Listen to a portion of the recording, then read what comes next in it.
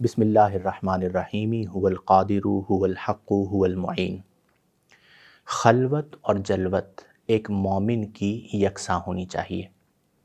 تنہائی اللہ کی طرف سے ایک نعمت بھی ہے، لیکن ایک اعتبار سے آزمائش بھی ہے۔ وہ لوگ جو اپنی تنہائیوں کو پاکیزہ رکھتے ہیں، اللہ کی بارگاہ میں ان کا بہت بلند مقام ہوتا ہے، اور وہ اس تصور سے قائم رہتے ہیں کہ ہمارا رب ہمیں دیکھ رہا ہے۔ آج کے دور میں تنہائیاں خراب ہو چکی ہیں، اور کئی ایسے گناہ ہیں جو تنہائیوں میں کیے جاتے ہیں۔ یہ یاد رکھیں کہ تنہائی میں اللہ کی حرمتوں کو پامال کرنا اپنی آخرت کو برباد کرنے کے مترادف ہے۔ سنن ابن ماجہ میں ہے، حضرت ثوبان رضی اللہ عنہ کہتے ہیں کہ نبی کریم علیہ افضل الصلاۃ والتسلیم نے فرمایا کہ میں اپنی امت کے ایسے لوگوں کو جانتا ہوں کہ جو قیامت کے دن آئیں گے تو ان کے پاس تہامہ پہاڑ جیسی نیکیاں ہوں گی۔ کامثالی جبل تہامتی کے الفاظ آئے، یعنی پہاڑ جیسے ان کے پاس نیکیاں ہوں گی،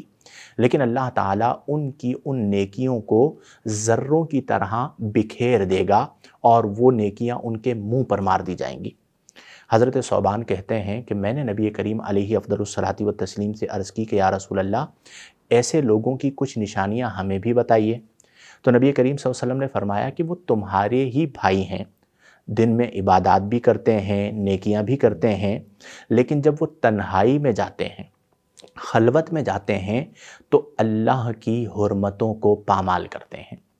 العیاذ باللہ، اللہ تعالی ہم سب کو محفوظ رکھے اور سلامتی عطا فرمائے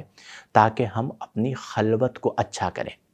یہ بات یاد رکھیں کہ جلوت یعنی لوگوں کے درمیان اچھا بننا یہ آسان کام ہوتا ہے، لیکن خلوت جب آپ کے پاس کوئی نہ ہو پھر بھی آپ نماز پڑھیں، جب آپ کے پاس کوئی نہ ہو پھر بھی آپ اچھی گفتگو کریں، جھوٹ نہ بولیں، جب آپ کے ساتھ کوئی نہ ہو تب بھی آپ فحش گوئی نہ کریں اور اس طرح کے امور میں مبتلا نہ ہوں، یہ بنیادی طور پر ایمان کی اور تقوی کی علامت ہے۔ آج ہماری نیو جنریشن اسی لیے برباد ہو رہی ہے، جب سے خاص طور پر سوشل میڈیا آیا ہے،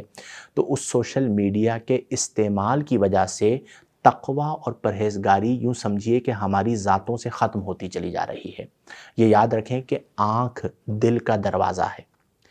دل میں جو بھی فساد آتا ہے وہ آنکھ کے ذریعے آتا ہے۔